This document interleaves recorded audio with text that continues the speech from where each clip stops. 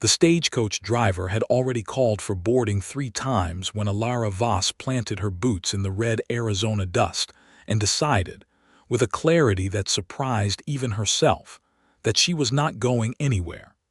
It was the autumn of 1882, and the town of Coppervale sat at the edge of the Sonoran Desert like a bead of copper sweat on the brow of the earth. The sky was the color of hammered bronze in the late afternoon, and the air tasted of mesquite smoke and the faint mineral scent of the nearby copper mines that had built this town and were slowly bleeding it dry. Elara had arrived 6 weeks prior on a teaching commission issued by the Tucson School Board, sent to serve the children of the miners and ranchers who populated Coppervale and its surrounding homesteads. She had arrived with a trunk full of McGuffey readers, a bottle of ink, 24 chalk sticks, and the firm conviction that she would complete her 3-month term, collect her pay, and return to her aunt's house in Philadelphia where a more sensible life awaited her. But something had gone wrong with that plan, or perhaps, as she would come to understand much later, something had gone magnificently right. Miss Voss. The stagecoach driver, a barrel-shaped man named Gideon Prout, leaned down from his seat with the expression of a man who had weathered every inconvenience the frontier could throw at him and was not particularly impressed by one stubborn schoolteacher. "We are departing in 2 minutes. You are either on this coach or you are left behind. Those are the terms." "I understand the terms, Mr. Prout," Elara said, and her voice came out steadier than she felt. "I choose to be left behind." A murmur went through the small crowd gathered near the depot, which was really just a painted post driven into the ground in front of Callaway's general store. 3 miners' wives, a traveling salesman, and the sheriff's deputy all turned to look at her with expressions ranging from concern to outright bewilderment. Then a shadow fell across her path. He had been leaning against the post that held up the overhang of Callaway's porch, one boot crossed over the other, arms folded, the brim of his hat tipped low enough to suggest he wasn't particularly paying attention to anything. But when Elara turned to face whoever had stepped in front of her, she found herself looking at a chest level with her eyes, and then, tilting her chin up, into a pair of eyes the color of river sage, that particular gray-green that exists in the West in the moments after rain. He was tall, lean in the way that the desert made men lean, with sun-darkened skin and jaw that carried 2 days of dark stubble. He wore a plain cotton shirt in faded blue, dark trousers, and a vest the color of tobacco, and his hat was the working kind, battered and wide-brimmed, not the kind worn for show. There was a silver star pinned to his vest, though it was small enough that she had missed it at first. "Good," he said, just that. One word, spoken low and even like a stone dropped into still water. Elara blinked. "I beg your pardon."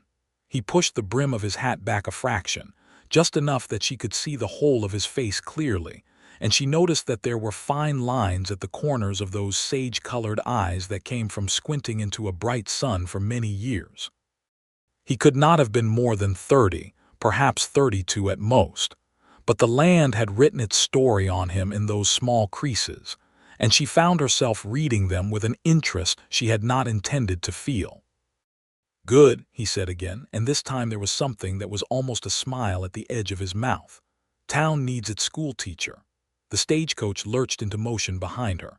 She heard the crack of the driver's whip, the heavy roll of iron-rimmed wheels on packed earth, and the protest of a wheel spring that had probably needed replacing for 6 months. She did not turn around to watch it go. She kept her eyes on the man in front of her. "You are the one blocking my path," she pointed out. "Was," he said, and stepped aside, sweeping one hand in a gesture that was almost courtly, almost mocking, but not quite either. "Deputy Marshal Cade Harlan, Miss Voss. And before you ask, yes, I know who you are. It is a small town." "It is," she agreed. Her heart was doing something irregular and undignified inside her chest, and she chose to blame it on the sudden realization that she had just watched her only transportation back toward civilization roll away in a cloud of copper-colored dust. "I suppose I will need to make arrangements." "The next coach through does not come for 2 weeks," Cade Harlan said, and the not-quite smile was definitely there now, settled in at one corner of his mouth like it intended to stay a while. 2 weeks is enough time to finish the school term properly. Elara looked at him for a long moment. A hawk circled above the roofline of the assay office across the street, riding a thermal with the infinite patience of things that know the desert belongs to them. Somewhere down the main street, a door banged open and a child's laugh rang out and was swallowed by the afternoon. 2 weeks, she said. 2 weeks, he confirmed. She picked up her carpetbag, which she had set down in the dust when she had stopped walking, and she said, "Well then. Good day, Deputy Marshal," and walked back toward the schoolhouse with her spine straight and her chin up, because she was a woman who had been raised to present composure to the world, even when the world was a confusing and disorienting place. She did not look back, but she heard him just faintly, before she was out of earshot, a low sound that might have been a quiet laugh. The schoolhouse sat at the north end of Coppervale's Main Street, a single-room building of adobe and timber that held 22 children between the ages of 6 and 14 on its best attendance days. On its worst days, which were the days when the mine ran an extra shift or a father needed his older children to help on the homestead, she had as few as 9. She had learned quickly that in Coppervale, education was something people wanted for their children, but could not always afford to prioritize, and she had adjusted her expectations accordingly. She had also, unexpectedly, come to love those children with a fierceness that had surprised her. There was Tommy Reyes, 8 years old, the son of a Mexican silver miner who had followed the copper north, who could do arithmetic faster in his head than Elara could do it on the board. There was Sarah Calloway, 13, daughter of the general store owner, who read everything Elara brought with a hunger that reminded Elara of herself at that age. There was little Peter Dunn, 6, who still cried for the first 10 minutes of every school day, and then forgot entirely that he had been sad and threw himself into the work with total absorption. These were the faces she saw when she thought about getting on that stagecoach, and they were part of why she had not been able to board it. But they were not all of why. The other part of why was something she had not yet been willing to examine directly, the way you do not look directly at the sun even when you know it is there. She lit the lamp in the schoolhouse, though it was still light enough outside not to need it, and she sat down at her teacher's desk, and she pressed her palms flat on the worn wood surface and she breathed. She had a bed in the back room of Mrs. Clara Dunn's boarding house, the same Mrs. Dunn who was mother to little Peter. She had a stipend from the school board. She had 2 weeks. She told herself these facts in order, like beads on a string, and when she had counted them all she stood up, tidied the papers on her desk, and went to Mrs. Dunn's for supper. The dining room at Dunn's boarding house was a warm room, smelling of rendered lard and dried chili peppers and something sweet that turned out to be a dried apple pie cooling on the sideboard. Clara Dunn was a widow of 3 years. A compact, energetic woman of 45 who had kept the boarding house running through sheer force of personality after her husband died of a fever, and who had very decided opinions about everything from the proper way to season a pot of beans to the political future of the Arizona Territory, which had not yet achieved statehood and which, Clara felt strongly, deserved it. There were 3 other boarders at the table that evening. A traveling mining engineer named Forbes, who was quiet and methodical and spoke mainly about rock formations. An older woman named Mrs. Albright, who was visiting her daughter in Coppervale and found the town alternately charming and alarming. And sitting at the far end of the table with his hat now hanging on the peg by the door and his dark hair slightly damp at the temples as if he had recently washed up, Deputy Marshal Cade Harlan. Elara paused in the doorway. He looked up from the table. That not-quite smile again, brief, like a match struck in a dark room. Clara bustled past Elara with a bowl of stewed beans and said, "Sit down, dear, it's getting cold." And Elara sat down, which happened to be across the table from Cade Harlan, and she focused her attention on the beans and the corn bread and the dried apple pie with the kind of determined concentration she usually reserved for correcting examination papers. "I hear you missed your coach, Miss Voss," said Mrs. Albright, not unkindly. "I did," Elara said. "Deliberate, was it?" said Forbes, not looking up from his plate. "It was," Elara said. There was a small silence, and then Clara sat down at the head of the table and looked at Elara with the sharp, fond expression of a woman who noticed everything. "Well, the children will be pleased," she said. "Peter has talked about nothing but Miss Voss and the letter G for 6 days solid." The table softened into general conversation. The mining engineer talked about a new vein they had found to the north. Mrs. Albright worried aloud about Apache raids, which Clara dismissed with the firm authority of someone who had lived alongside the complicated realities of the Arizona Territory for 20 years, and understood that the newspapers made things considerably worse than they generally were. The Treaty of 1872 had established the San Carlos Reservation, and while tensions remained real and present, and the injustices done to the Apache people were documented and ongoing, the specific raids that Mrs. Albright feared were largely a fiction being sold to Eastern readers by journalists who had never set foot in Arizona. Elara found herself thinking about this, about the way the Eastern papers told a story about the West that the West itself barely recognized, and she found herself wanting to say something about it. And then she noticed that Cade Harlan was looking at her from across the table as if he was waiting to see if she would. She said, "The Apache have more cause to fear us than we have to fear them, Mrs. Albright. The conditions at San Carlos are genuinely dreadful. The injustice of it is something this territory should be ashamed of." The table went slightly quiet. Forbes looked up from his plate. Clara's expression was one of quiet approval. Mrs. Albright looked uncertain. And Cade Harlan said, "She's right," with a simplicity that closed the subject without hostility. Mrs. Albright nodded slowly and returned to her pie. After supper, Elara helped Clara clear the table, as was her habit, and when she came back through from the kitchen, the other boarders had retired for the evening, and Cade Harlan was standing on the front porch, one shoulder against the post, looking out at the street. The night had come fully down, and the stars over Coppervale were extraordinary, the way stars in the desert always are, thick and close and flung across the black sky without restraint. She almost went straight to her room. She went to the porch instead. "Is it always like this?" she said, looking up at the sky. "Every clear night," he said.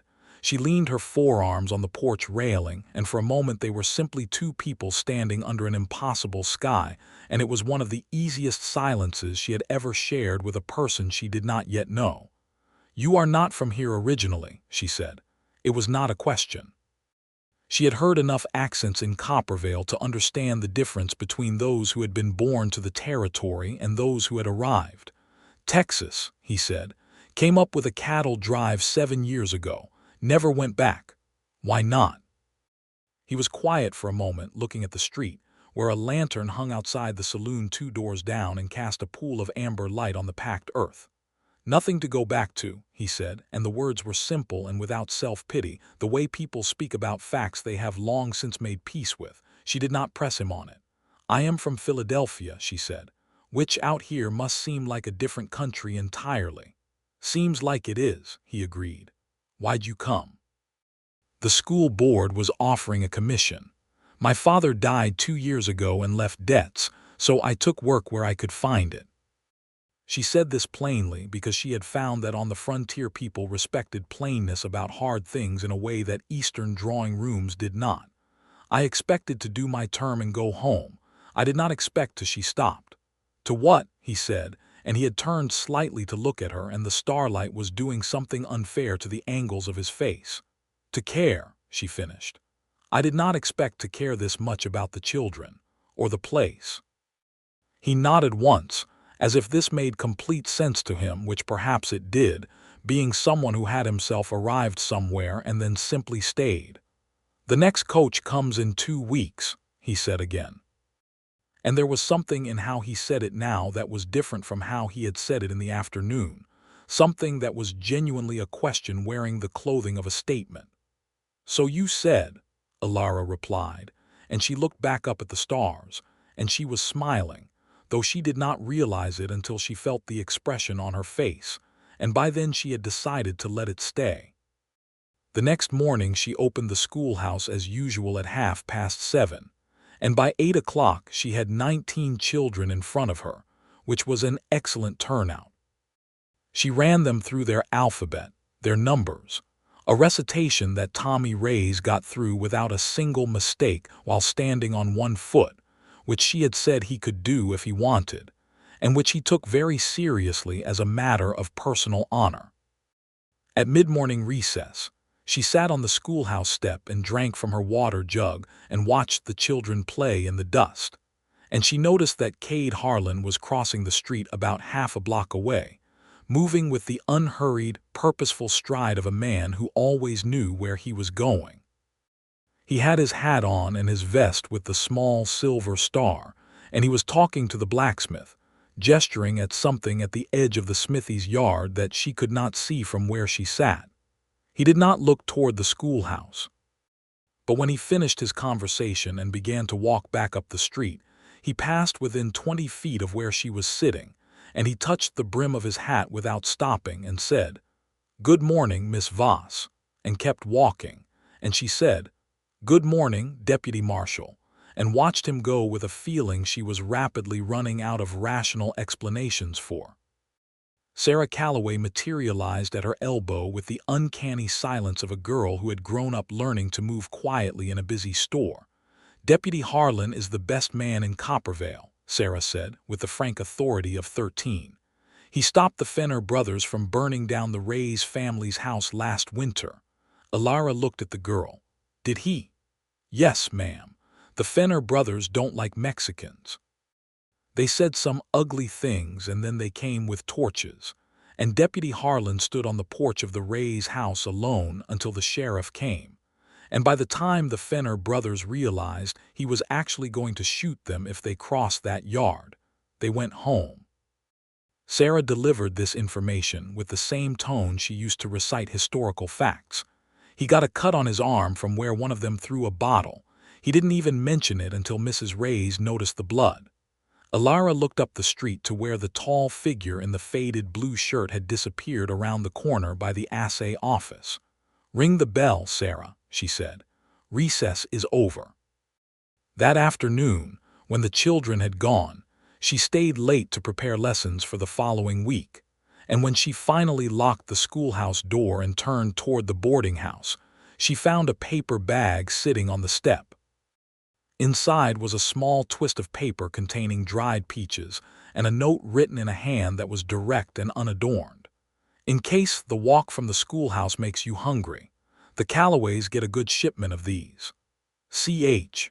She stood in the cooling afternoon air with dried peaches in her hand and a warmth in her chest that had nothing whatsoever to do with the still warm desert day, and she thought, "Oh, this is going to be complicated."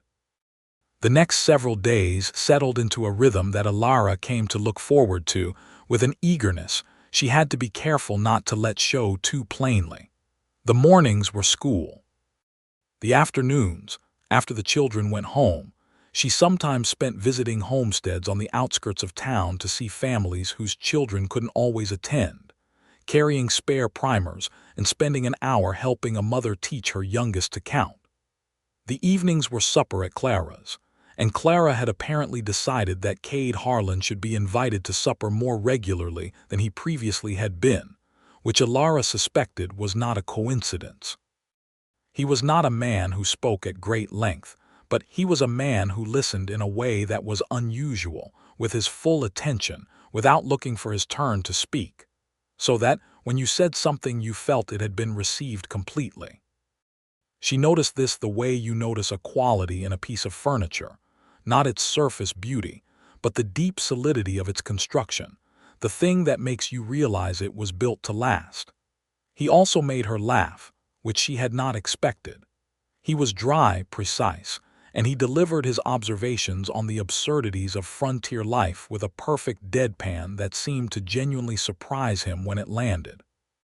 One evening at supper he described, in painstaking and entirely straight-faced detail, the ongoing territorial dispute between two neighboring ranchers over a fence line that was, by his estimation, 8 inches off from where either of them claimed, and the legal and physical complications that 8 inches had managed to generate over the course of 2 years, including 1 county hearing, 2 fistfights, and the brief but dramatic involvement of a goat.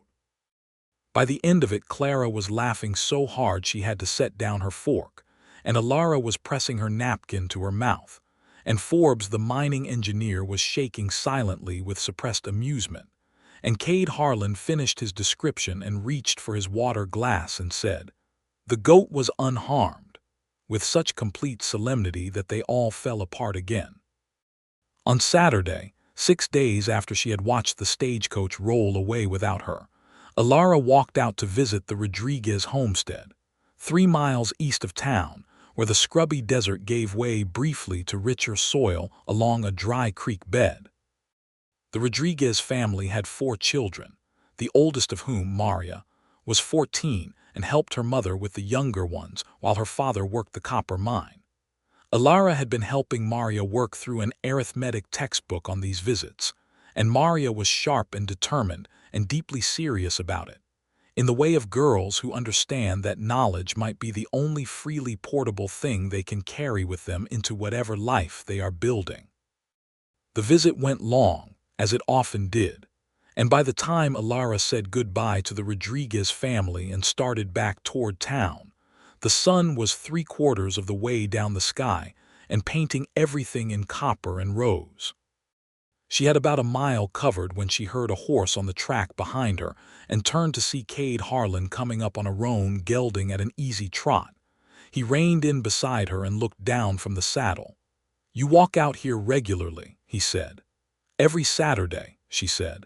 "Maria Rodriguez is working through an arithmetic textbook."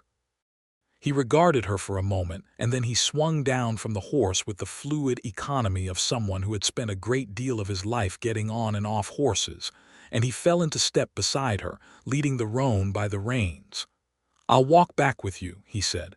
"You do not need to do that." "I know," he said. They walked. The desert in the early evening was not the harsh, glaring place it was at midday. It softened. The choyas caught the low light and seemed to glow from within, silver gold, and the saguaros threw long shadows east across the rust-red ground. Somewhere far away, a coyote sent up a single inquiring note and then was quiet. "Texas," she said, returning to the fragment of his story she had been holding in her mind like a smooth stone. "You said there was nothing to go back to." He walked a few paces before he answered. "Lost my parents when I was 16. Fever, same one that took Clara's husband, that strain came through every few years. My brother and I worked cattle after that, and then he got married and had a life of his own, and I came north on the drive, and by the time we got back to Texas, I knew I wasn't following." He paused. "There was a girl for a time in Texas, but she married a banker from San Antonio, and that was the right thing for her to do. I don't hold any bitterness about it." "That is remarkably generous," Elara said. "It is just the truth," he said. "She deserved a stable life." "I could not give her that then." He glanced sideways at her. "I was 23 and riding cattle. And now you are a deputy marshal," she said. "Now I am 31 and I have a wage and a small house on the north side of town with a leaking roof I keep meaning to fix." He said it with perfect equanimity, as if the unrepaired roof were simply another fact about the world. "I can help with that," she said, and then realized immediately how that sounded and felt her cheeks go warm. "Not with the roof. I meant, I am certain there are people in town who could help." He was smiling now properly, and it changed his whole face, opened it up, took 5 years off him and put something boyish behind the desert-weathered exterior. It was a spectacular smile, and she wished he deployed it more carefully. "I would not mind the company," he said, and it took her a moment to understand that he was not talking about the roof at all, and when she understood it, her heart did that irregular thing again, and she looked very firmly at the path ahead of her. "We should walk faster," she said. "It will be dark before we reach town." "Yes, ma'am," he said, and she could hear the smile still in his voice, and she thought, "This is very complicated," and she did not entirely mind. They reached town as the last light left the sky, and he walked her to the door of the boarding house and said good night and rode the roan back toward the stable. And she stood for a moment on the porch steps and watched him go and thought about a leaking roof and a small house on the north side of town, and a man who had stood alone on a porch to keep a family safe. And she went inside and up to her room and did not sleep for quite some time. The following Tuesday, everything went sideways. It started with the Fenner brothers, the same two that Sarah Calloway had told her about with such crisp historical clarity. There were three of them, actually. Walt, who was the oldest at perhaps 40 and who ran a small, poorly managed cattle operation east of town. Dale, who was 30-something and meaner, and a younger one, Boyd, who was perhaps 23 and who seemed to follow his brother's leads in all things as a matter of personal policy. Elara met them accidentally on her way back from the general store, where she had gone to purchase a new piece of chalk because she had broken her last clean one on Monday. She was carrying her small paper parcel of chalk and walking along the street when she came around the corner near the saloon and walked directly into Walt Fenner's large, resentful chest. He stepped back, she stepped back. They looked at each other. "That's the schoolteacher," Dale said from behind his brother with the flat, evaluating tone of someone cataloging an object. "I know who she is," Walt said. He looked down at Elara with eyes the color of dirty water and said, "You the one who's been going out to the Rodriguez place?" Elara felt the particular cold calm that comes over a person when they understand that a situation has the potential to become unpleasant and that backing down will make it worse. "I am," she said. "Maria Rodriguez is a gifted student." "Rodriguez works the mine," Walt said. "His girl doesn't need schooling." "With respect," Elara said, and her voice came out steady and precise, "every child in the Coppervale district is entitled to education under the terms of the School Board Commission. That includes Maria Rodriguez." Walt's eyes narrowed. "We don't need Eastern women coming out here telling us what children are entitled to." "Walt." The voice came from behind Elara, and it was quiet, and it was Cade Harlan's, and the single word had the same quality as a hand placed flat on a tabletop, complete and final. She turned her head, and there he was, having come around the other corner of the saloon, and his expression was the one she had not yet seen on him, the one that she imagined he had needed on that porch in the middle of winter with torches and the Fenner brothers and the Ray's family behind him. It was not angry. It was entirely still. "Harlan," Walt said. "This conversation is finished," Cade said. "Simple, direct. The way you state a fact." The three Fenner brothers looked at him for a long moment. Boyd looked at his boots. Dale looked at the ground.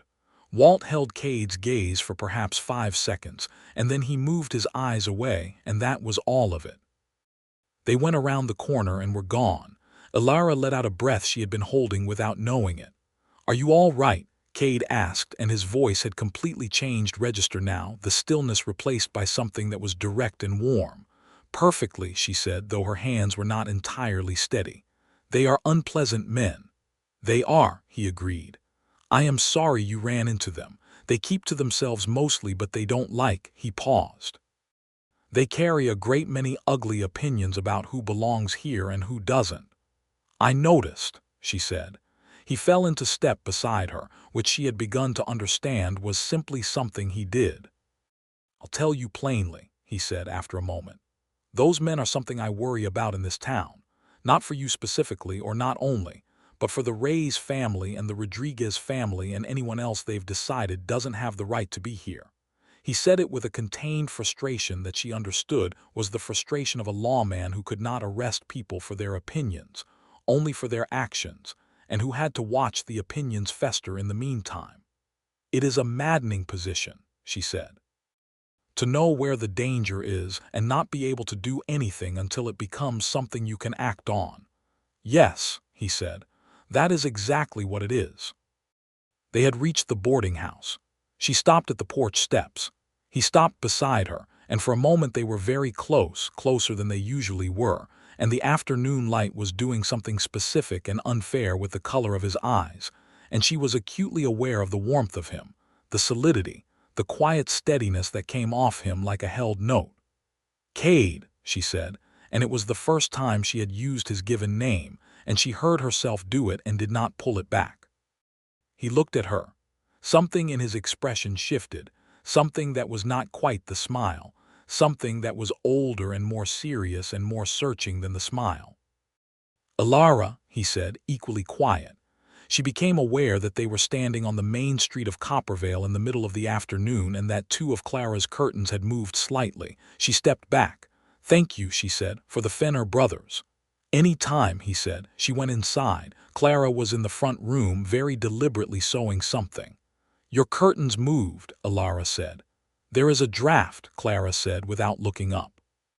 Elara went to her room and sat on the bed and pressed her cool hands to her warm face, and had a very firm conversation with herself that did not help at all. The Friday of the first week found Elara at the schoolhouse after hours, struggling with the stove flue, which had developed a stubbornness about drawing properly, and was filling the back corner of the room with faint smoke every time she lit it. She had a poker and a cloth and a great deal of irritation, and she was on her knees in front of the stove, her good gray dress now considerably less good, when she heard boots on the schoolhouse steps and looked up to find Cade Harlan standing in the doorway, holding what appeared to be a toolbox. "Clara mentioned the flu," he said. She sat back on her heels. "Did she?" "She did." He was looking at the stove with an assessing expression. "May I?" She moved aside. He came in, set down the toolbox, rolled up his sleeves, and proceeded to dismantle, assess, and reconstruct the flu connection with a methodical competence that she found, inexplicably, one of the more attractive things she had ever witnessed. He did not make a production of it. He just fixed it. It took about 20 minutes, and when he was done, he lit the small amount of kindling she had laid in the stove, and they both watched the smoke draw properly up the repaired flue, and she said, "Thank you," and he said, "That connection had probably been loose since the building went up," and began to put his tools away. "How did you learn to do that?" she asked. "Ranch work," he said, rolling his sleeve back down. "You learn to fix everything because there is no one else to fix anything." He glanced at her. "You have ash on your dress." "I am aware," she said, looking down at it, "and on my face probably." "A little," he said, and the corner of his mouth curved. And then, without clearly deciding to do it, he reached out and brushed a thumb across her cheekbone. A gesture so brief and so natural that she might have missed it if her entire nervous system had not registered it with the precision of a surveyor's instrument. He stepped back immediately, and there was a moment that was very quiet in which the fire crackled in the stove and the wind moved outside the schoolhouse window, and neither of them said anything. "The house," she said finally, "the leaking roof." "It's still leaking," he said carefully. "Perhaps you should fix it before winter," she said, looking at the stove. "Unless you plan to stay at the boarding house permanently." "Clara's cooking is good," he said, "but I prefer my own space." A pause. "I have been putting it off.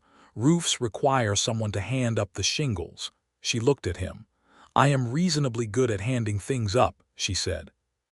The smile came fully then, and she felt it like warmth from the newly fixed stove all through her. "Sunday," he said. "Sunday," she agreed. She went back to Clara's and washed her face and changed her dress and sat at the small writing desk in her room and began a letter to her aunt in Philadelphia, which she had been meaning to write for several days. She wrote about the children, about the desert light, about the stars. She wrote about the Rodriguez family and about Maria's arithmetic. She wrote around the subject of Cade Harlan like a river around a stone, which is to say she did not write about him at all, but his presence shaped the entire letter. Her aunt would notice. Her aunt noticed everything. Sunday was the kind of day the desert occasionally produces as an apology for all its extremity, mild and blue-skied, with a breeze that smelled of something flowering on the hillside to the north. Elara wore her practical dress and her sturdy boots and brought a canteen of water, and she found Cade at his small house on the north side of town, already up on the roof with a pry bar, methodically removing the damaged shingles. The house was compact and solid, adobe-walled, with a covered porch and a small yard with a single cottonwood tree that had somehow established itself there and grown large. She looked up at him. "You started without me." "I started the part you can't help with," he said, without stopping what he was doing. "The part where you can help starts now." He dropped a damaged shingle off the roof, then another. "There is a stack of new shingles on the porch. If you can pass them up when I call for them, that would go faster." She found the shingles. She found the rhythm, and they worked for 3 hours in the Sunday morning light, him methodical and sure up on the slope of the roof, her handing up shingles and holding the bucket of cut nails and making sure the water was where he could reach it when he came down for breaks. They talked as they worked, the comfortable, rambling, wide-ranging conversation of people who have discovered that they are interested in everything the other person thinks, who move from one subject to another without effort because everything is interesting when considered from the right angle. They talked about books. He had a small collection inside. She could see through the open front door from the porch 6 novels, a legal reference book, 2 books on the natural history of the Arizona Territory. She asked about the natural history books, and he talked about them with a quiet enthusiasm that she had not expected, the particular formations of the desert, the way the ecology worked, the coyote and the hawk and the desert tortoise, and how everything connected to everything else in ways that were intricate and precise and mostly invisible unless you were paying close attention. "You have been paying close attention," she said. "7 years is enough time to learn to look," he said. She handed up another shingle. "I have only been here 6 weeks," she said, "but I think I understand what you mean. There is something about this place that teaches you to look. Everything is so present, so immediate. Nothing is soft or blurred." She paused. "In Philadelphia, everything seems slightly blurred at the edges to me now. I'm not sure what to do with that." He was quiet for a moment, nailing down a shingle, and then he said, "Maybe you do not have to do anything with it yet. The school commission is for 3 months, she said. "The 2-week delay gets me to mid-November. After that, I'm expected back." "Expected by whom?" he said. "The school board, my aunt." She paused. "Myself, I suppose." He came down from the roof for water and stood beside her in the shade of the porch, drinking from his canteen. The cottonwood rustled. The house smelled of new wood and dry earth. "What does the self that is expected have waiting for it in Philadelphia?" he asked. "My aunt," she said. "A job tutoring the children of a shipping merchant named Alderton, which has been offered and accepted in principle. A city I know well and a life that is predictable and safe. And here," she looked at the cottonwood tree, 22 children who need a teacher," she said. And then, before she could stop herself, "and someone who fixed my schoolhouse stove." He put the cap back on his canteen. When he looked at her, everything she had been carefully not saying was apparently visible on her face, because his expression was open in a way it usually was not, and there was something in it that was nearly an ache. That was the expression of a man who wanted something very much and was trying to be careful about wanting it too obviously. "Elara," he said. "Don't," she said quickly. He went still. "Not because I don't want you to," she said, which she immediately realized was confusing, and she tried again. "I mean, there are things I need to think through. I cannot make a decision about anything while I am still technically bound to a plan I made before I came here. It would not be fair to you." He considered this for a long moment. "All right," he said, and then, "but I want you to know so that when you are thinking through things you have all the information." He stopped and looked at the cottonwood tree and then back at her and said it directly with the same simplicity he used for everything else. "I would like you to stay." She pressed her lips together and looked at her boots and felt things moving through her like weather. "I know," she said. They finished the roof. The following days were filled with the ongoing texture of Coppervale life, and Elara let herself be absorbed into all of it as completely as she could, because she understood, somewhere below conscious thought, that she was gathering this place up, learning it, feeling it in all its specificity, in the way you do when you are deciding whether to give something your whole self. She had supper at the Ray's family's one evening, invited by Maria's mother on one of Elara's Saturday visits, and she sat in the warm kitchen with its strings of dried chili and its painted saints on the shelf, and listened to Mr. Rodriguez tell stories about Sonora, the state in Mexico where he had grown up, and felt the texture of his family, their specific humor and their specific sorrows, and the specific warmth of a house where people loved each other in a straightforward and daily way. She taught Maria 2 new arithmetic methods, and got in return a recipe for a corn soup that Mrs. Rodriguez made her write down because she would not be sent home without it. She visited the Ray's family, who welcomed her with a gravity and a generosity that moved her. They were aware, in a way that did not require anyone to name it, that she knew what Cade Harlan had done in the winter, and there was a quality of trust in how they received her that felt connected to that knowledge. She observed her town, because she had begun to think of it as hers, which was perhaps warning enough with deliberate attention. She noticed that the main street had 7 buildings on one side and 5 on the other, with 3 empty lots where people clearly intended to build and hadn't yet. She noticed that the church was used on Sunday by the Protestant families and again in the afternoon by the Catholic ones, and that neither group had a resident minister, only visiting circuit riders, and so the church was, in practice, a community building that everyone shared, which worked fine. She noticed the way the light moved through the day over the copper-colored hills north of town, and how the quality of it changed with the hour in ways she had started to catalog in a small notebook. She also, in the middle of all of this noting and absorbing, had a very honest conversation with herself about Cade Harlan. This was not a conversation that she had been looking for or expecting to need. She had come to Coppervale as a professional, on a temporary commission, with a return plan. She had not come to fall in love with a deputy marshal who fixed things and walked her home and said the right thing about Apache injustice at a supper table and stood on porches with torches in the dark. But here she was, and here he was, and the heart, she had come to understand, is not particularly interested in a person's schedules. She wrote a longer letter to her aunt in Philadelphia. This time she wrote about Cade Harlan. She was as honest as she knew how to be. She wrote about his quietness and his humor and his steadiness and his sage-colored eyes, and the way he had said her name that afternoon by the boarding house. And she wrote about the Alderton tutoring position, and about what she was weighing and what she was afraid of. Her aunt's reply arrived on the next stagecoach, 11 days after Elara had declined to board the one before it. Her aunt was a woman of 62 who had herself married a man her family thought was unsuitable, and had spent 30 years proving them wrong before he died, and left her contentedly and independently herself. And her letter was exactly what Elara should have expected. It said in summary, "You have described a decent, intelligent, and principled man who makes you laugh and who cares about justice and who wants you to stay. What exactly are you waiting for, Elara?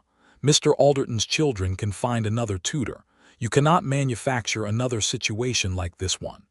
Elara folded the letter, put it in the inside pocket of her cape, and went to find Cade Harlan. She found him, as it turned out, at the schoolhouse. She had not expected that. He was sitting on the schoolhouse step, her schoolhouse step, with what was clearly a legal document in his hands and a pencil behind his ear, reading in the early afternoon light. He looked up when he heard her boots on the path, and his expression moved through surprise, pleasure, and something else that was more careful.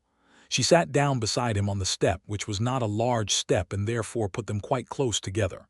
She looked at the street in front of them, at the dust and the cottonwood at the corner and the big open sky.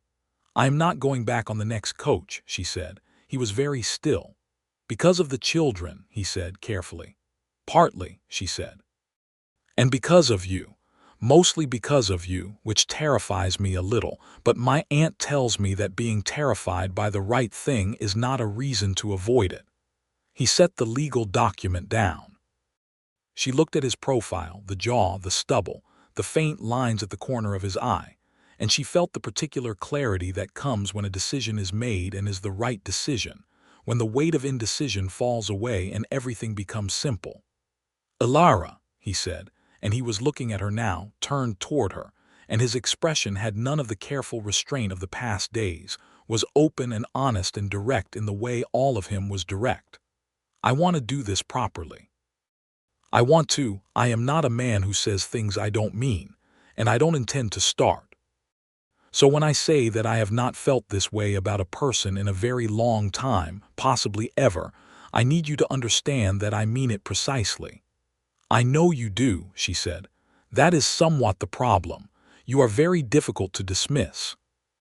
"I am trying to be," he said, and the smile, the full one, came out, and she thought, "Well, there it is," and she leaned forward and kissed him, which was not something she had planned to do on a public schoolhouse step in the middle of the afternoon, but which felt, given everything, entirely appropriate. He kissed her back with a care and a warmth that was entirely consistent with everything she already knew about him, and when they separated she felt the day reorient around this new fact, the way a room reorients after you move the largest piece of furniture.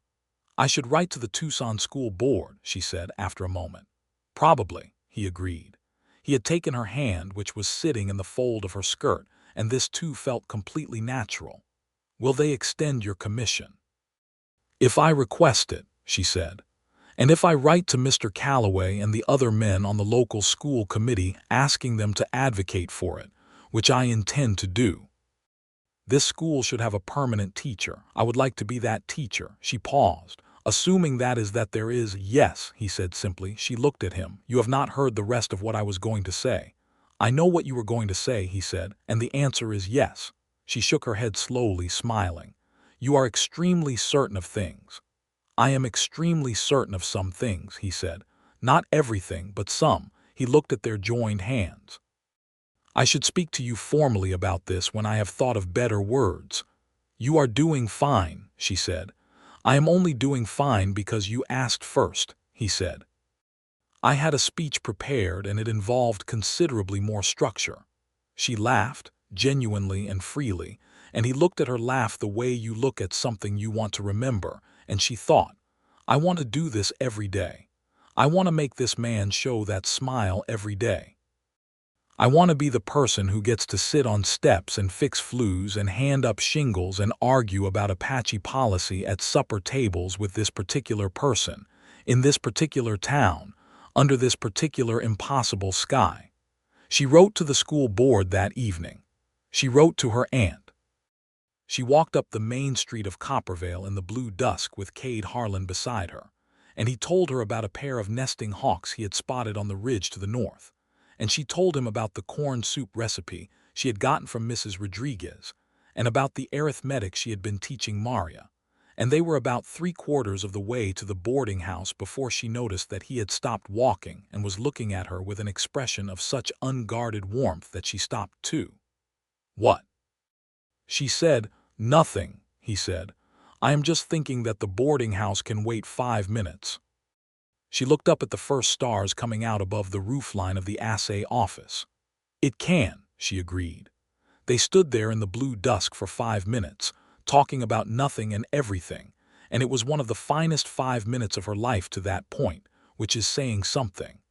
The trouble arrived on a Thursday morning, 3 days later, in the form of the Fenner brothers, and a situation that had been building for longer than anyone had clearly tracked. Elara heard about it first from Sarah Calloway, who appeared at the schoolhouse before school started with her dark eyes wide, and her voice pitched in the careful way of someone reporting something she had heard through a wall. Walt Fenner had been at the saloon the night before, apparently, and had made statements of an escalating and alarming nature about the Rodriguez family, and specifically about Mr. Rodriguez's right to hold the mining claim he had been working for 3 years. There had also been statements, uglier ones, that several people had heard clearly, and that Clara Dunn had relayed to the sheriff this morning when she went to buy eggs. By mid-morning, Cade had gone to the Rodriguez homestead to check on the family, and let them know that the sheriff was aware of the situation, and was watching the Fenner operation. By afternoon, he was back and he was at the schoolhouse, sitting in one of the children's chairs with his hat on the desk in front of him, and the tight controlled expression she had learned to associate with the times when he was managing something difficult inside himself. The children had gone home, and she sat at her teacher's desk and looked at him and said, "Tell me." The Fenner brothers have apparently decided that Rodriguez's claim was improperly registered, he said, which is not true. I have seen the documentation, but they have engaged a man from Tucson to dispute it, and there will be a hearing. He looked at his hat. The law will take its proper course, and I believe it will come out right. But the time between now and then is going to be uncomfortable, and I am asking Maria Rodriguez's family not to travel alone after dark. Elara thought about the Rodriguez kitchen, the strings of dried chili, the painted saints, the corn soup recipe, Maria's serious face bent over the arithmetic textbook. She felt something that was not gentle rise up in her chest. "What can I do?" she said. "You are already doing it," he said. "Teaching those children, going out on Saturdays, making it plain that this family has standing in this community, that matters. It changes the calculation for men like the Fenners when they know the whole town is paying attention." He looked up at her. "And I'm going to ask Clara to put the word out quietly. She knows everyone. She can make sure the right people understand that this situation is being watched." It was, in the end, the collective attention of a small town that protected the Rodriguez family in the weeks that followed. The Fenners had expected to operate in the quiet, to apply pressure in the dark corners that exist in every community, and they found instead that there were no dark corners in Coppervale that Clara Dunn did not illuminate. The sheriff sat in on the preliminary hearing. 2 other mining families came forward to speak about the quality of Rodriguez's documentation. The man from Tucson who had been engaged to dispute the claim found, upon meeting with the local committee, that his case was considerably less solid than he had been led to believe. The claim dispute was resolved in Rodriguez's favor within 3 weeks, and the Fenner brothers, who had strained the goodwill of Coppervale past its capacity to absorb, found that their own operation was now subject to rather more regulatory scrutiny than it had been before.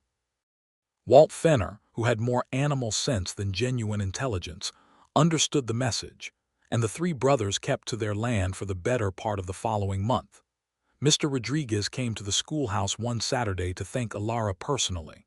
He was a quiet, serious man of about 40, with calloused hands and a formal dignity that she found deeply moving. He said, in careful English with a Spanish cadence that was beautiful, that he appreciated what she had done for his family. She said that she had done what any decent person would do, and then she immediately revised this, because Maria's father deserved the truth. "And I love your daughter's mind," she said. "She is going to do extraordinary things. I will do everything I can to make sure she has the opportunity to do them." He nodded once, and it was the kind of nod that is a complete sentence, and he shook her hand and left. She told Cade about this that evening, and he listened with his complete and particular attention and said, "He will not forget that," and then he said, "I have thought of the speech." She was slightly confused. "I beg your pardon, the formal speech," he said. "That I told you I had prepared. I have thought of the proper words." He was very composed about this, the way he was composed about everything, but she had learned by now to read the tells, the way his jaw was slightly set, the fact that he was looking at her very directly. "I would like to say them." They were sitting on the boarding house porch, as had become something of a habit in the evenings, and the stars were out in their full, extravagant quantity, and the air smelled of mesquite and something sweet and distant. "Please do," she said. He looked at the stars for a moment, gathering the words, and then he looked at her. "I have been alone in this town for 7 years, and I have been content with it mostly. I know how to be alone, and I have made a life that works. But since you arrived, that life has started to feel like it has something missing that I didn't know was missing, and I am 31 years old, which is old enough to know the difference between something that is a passing feeling and something that is real and permanent." He paused. You are real and permanent to me, Elara. I would like you to consider whether I might be the same to you.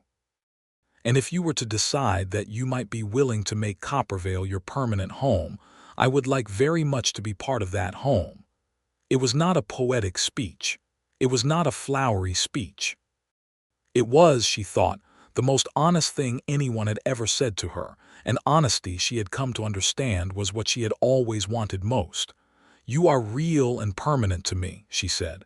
You have been for longer than I admitted it. He took her hand, and after a moment he reached into his vest pocket and produced a ring. It was not elaborate. It was a narrow gold band with a small turquoise stone set in it, the turquoise the blue-green of the desert sky in the cold clarity of an early morning. It was exactly the right ring for this place, and this moment, and this man. I went to the jeweler in the next town last Wednesday, he said, with characteristic directness. I told him who it was for and what she was like, and he suggested the turquoise. A small pause. I told him she would probably say it was impractical for a schoolteacher. She looked up from the ring. Her eyes were stinging slightly, which she attributed to the desert air and which was not the desert air at all. It is entirely impractical, she said. Yes, he agreed and waited. I love it, she said. He put it on her finger and it fit almost perfectly, only slightly loose on the knuckle, and she looked at it on her hand and felt the world arrange itself around this new configuration with a completeness that she had not known was possible. I would like to be married here, she said. In Coppervale, if that is, it is, he said. Clara Dunn, as it turned out, had been fully aware that this conversation was happening, because Clara Dunn was always fully aware of everything, and she appeared at the front door approximately 4 minutes after the ring was placed, carrying a bottle of good whiskey that she said had been put aside for the right occasion, and she sat on the porch with them in the starlight, and they drank a small amount of the whiskey, and she cried a little, which she did not acknowledge. And Cade accepted the glass with the exact quantity of dignified gratitude that was appropriate, and it was, all in all, an excellent evening. The wedding was in December, 6 weeks later, the week after Elara's formally extended school commission was confirmed by the Tucson School Board, which had been persuaded by a letter from John Calloway and 2 other members of the local community committee that Miss Voss's permanent appointment was in the best interests of Coppervale's children. The circuit minister came through on the second weekend of December, and the wedding was held in the church that served both the Protestant families in the morning and the Catholic families in the afternoon, which meant it was attended by virtually the whole town. Maria Rodriguez came in her good dress with her family, and Tommy Reyes wore a shirt that had been ironed within an inch of its life. Little Peter Dunn sat in the front pew between his mother and cried for the first 5 minutes, and then forgot entirely that he had been sad and watched the proceedings with wide, absorbed attention. Sarah Calloway, who had at this point developed a fairly comprehensive understanding of how the entire situation had unfolded, sat in the third row with an expression of deep satisfaction that was entirely too adult for 13, and which she wore with perfect unself-consciousness. Elara wore a dress that Mrs. Rodriguez and Clara had conspired to help her adapt from her best blue dress, which was now the right shade of blue for a desert winter, and had small embroidered details at the cuffs that she loved more than any piece of clothing she had ever owned. She carried a small bunch of dried flowers that bloomed in the summer and that someone had pressed and kept for just such a purpose, tied with a ribbon the color of the turquoise in her ring. Cade wore his best clothes, which were clean and pressed and still recognizably him. The same dark trousers, a white shirt, his vest, his hat taken off and held in his hands when he stood at the front of the church and waited for her. When she came down the center of that small church toward him, she saw his expression change in the moment he saw her, and it was the most completely open she had ever seen his face, that careful, composed face, and she walked toward it like walking toward something you have been looking for without knowing quite what it was. They said their vows in the clear, factual way that suited both of them. And when the minister pronounced them married and Cade kissed her, the whole church made a sound that was somewhere between applause and laughter.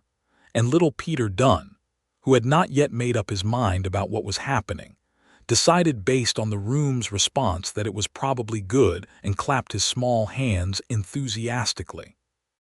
The celebration afterward was at the boarding house, where Clara had been cooking for 3 days and which now smelled extraordinary, and where the mining engineer Forbes played a fiddle that no one had known he possessed with surprising skill, and where Mr.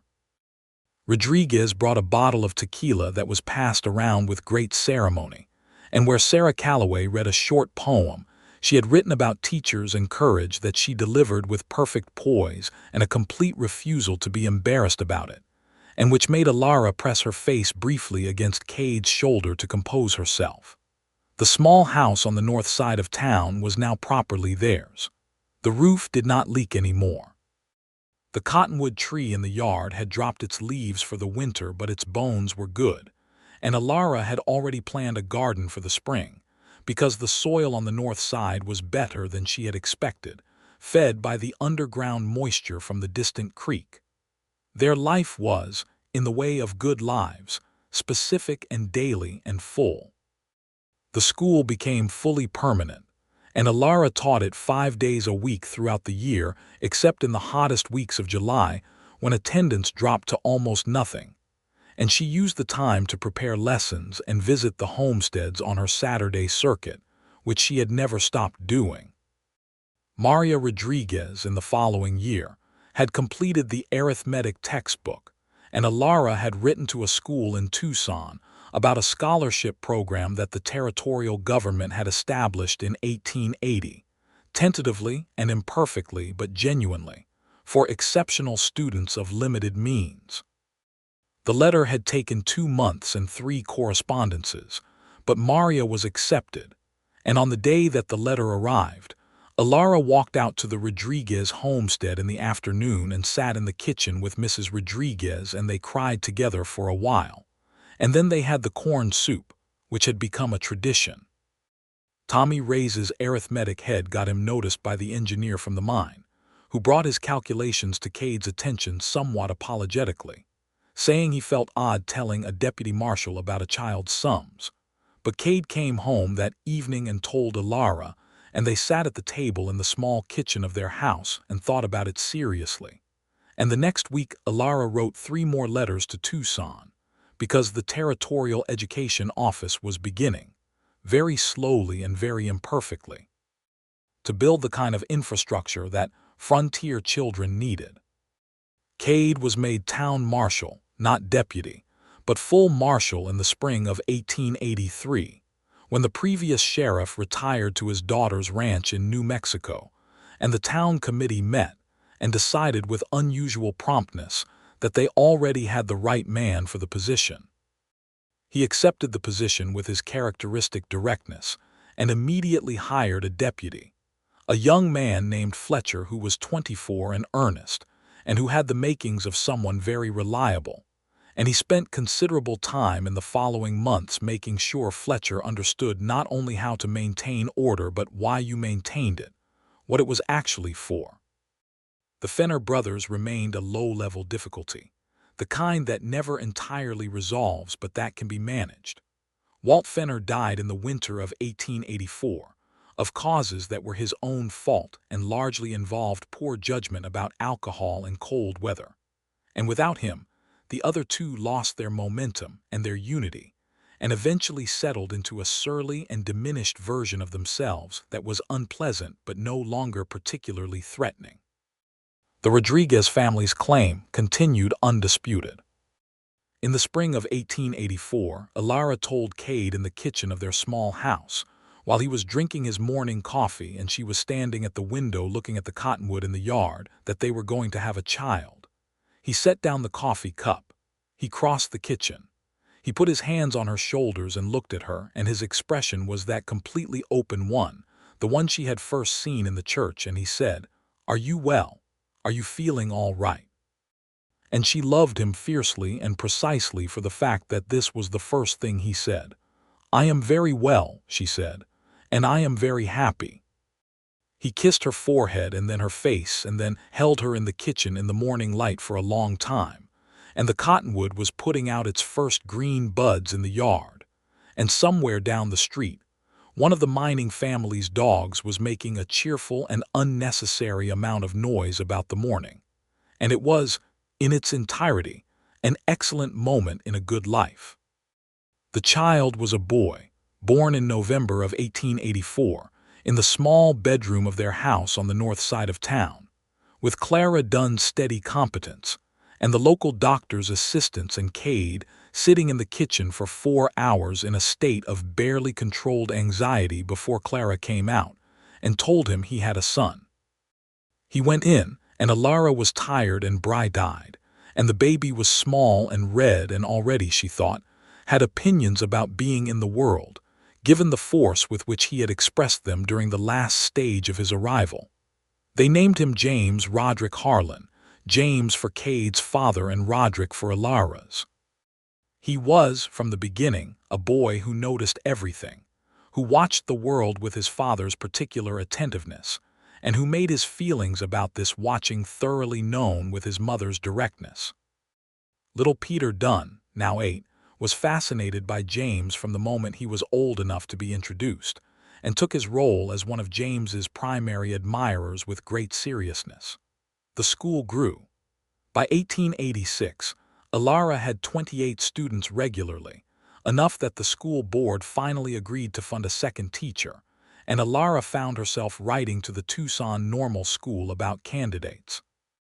She thought about this, about the fact that she was now the established teacher seeking new teachers, the permanent fixture seeking new arrivals, and she thought about a stagecoach in the autumn of 1882 and a single word spoken by a man in a faded blue shirt, and she smiled into the paper she was reading.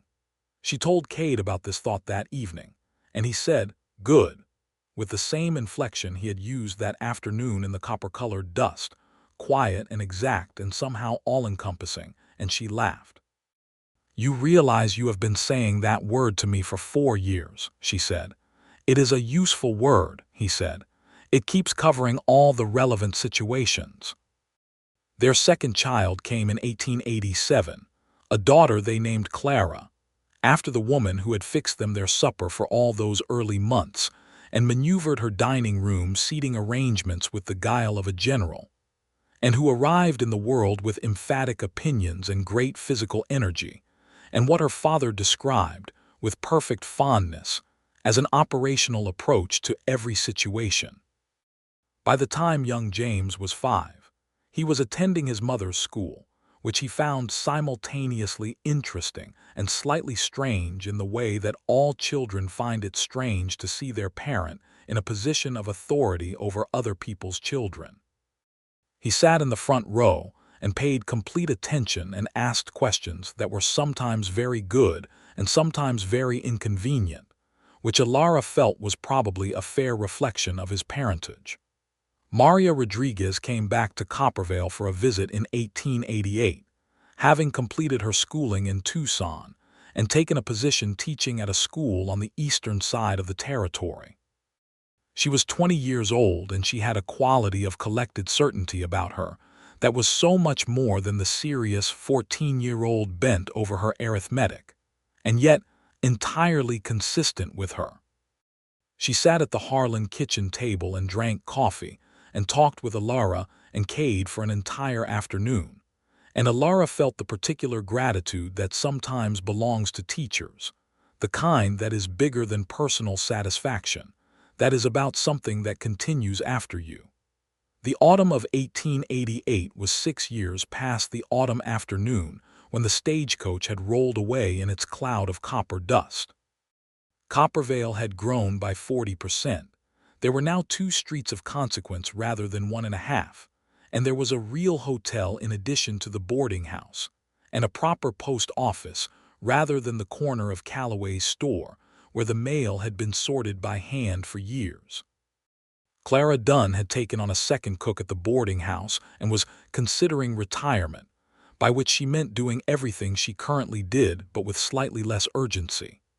Cade Harlan walked the length of his town every morning, as he had always done, checking the quality of the piece, which was mostly good.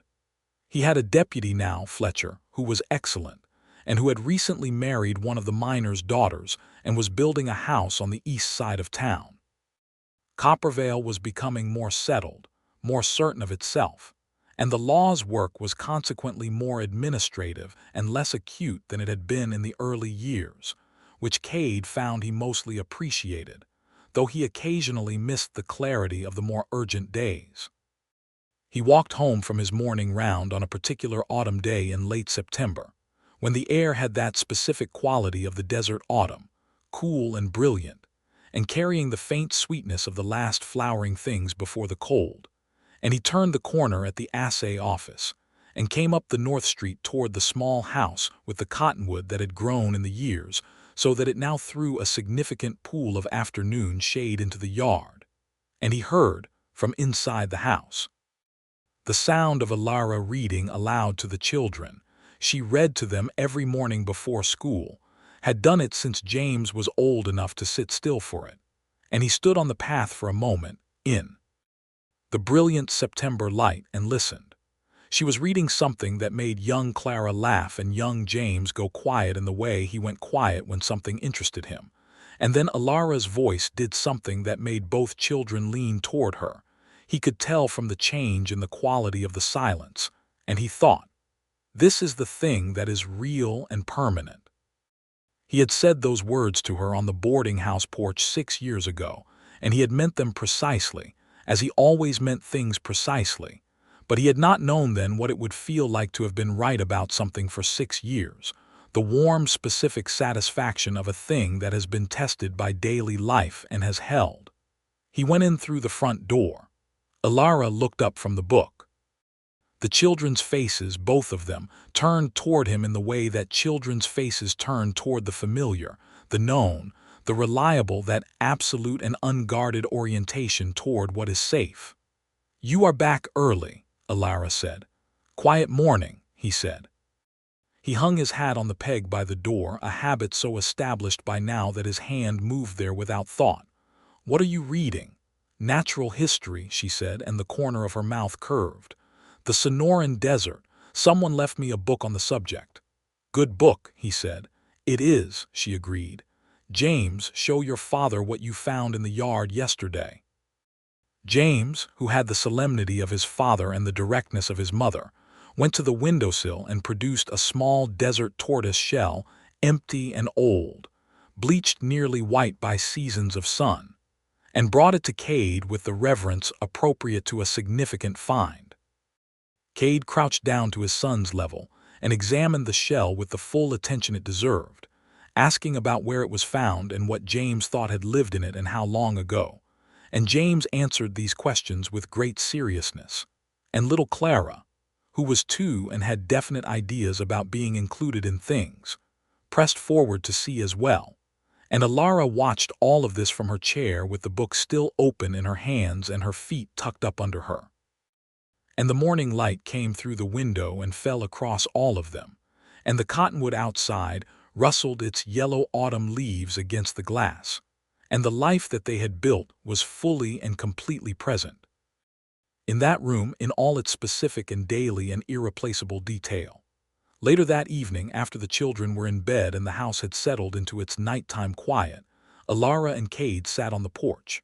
This was the same porch, the same north side of town, though the view had changed slightly as new buildings had gone up and the town had grown, and the stars were the same stars they had always been, unchanged and extraordinary, hung out across the black sky without restraint or economy. "Are you happy?" he said. She had been asked this question in 6 years of marriage, perhaps a dozen times, and each time he asked it in the same way, not with anxiety, not seeking reassurance, but with the same direct and genuine interest with which he observed the natural world, the coyote and the hawk and the desert tortoise, the precise and undefended wanting to know how things actually were. "Yes," she said, as she always did, because it was always true. "Completely." He nodded once, the complete sentence nod. "Good," he said. She looked out at the street, at the lantern outside what was now a proper hotel instead of just a saloon, at the dark shapes of the buildings that had grown up around the life they were living, at the hills to the north where the mining operation still ran and always would, where the copper-colored earth was still being turned over by the work of dozens of families who had come from everywhere to be here, in this particular and specific place. She thought about a stagecoach in the autumn of 1882, rolling away in its cloud of dust. She thought about a man stepping out of the shadow of a porch overhang with his arms crossed and his hat tipped low and a single word ready in his mouth. She thought about how the whole shape of her life had turned on that moment, the way a river turns on a single bend and from that point on is going somewhere entirely different. And she thought about all the specific and daily and irreplaceable things that lived on the other side of that turn. The children, the school, the Rodriguez kitchen, the turquoise ring, the repaired stove, the cottonwood in the yard, the morning readings, the evening porches, the stars. She reached over and took his hand, because she could, because she always could, because after 6 years it was still the easiest and most complete thing she knew how to do. The night was clear, and the stars were out in their full and extravagant quantity, and somewhere on the ridge to the north, a pair of hawks was roosting in the dark, those same hawks or their children or their children's children, riding the thermals by day and resting by night above the copper-colored earth. And Coppervale was quiet under the Arizona sky, breathing in its particular and specific way, and the small house on the north side of town, with the cottonwood in the yard, held everything that mattered. All of it present and whole and at rest. She did not need a stagecoach going east. She was already where she was going.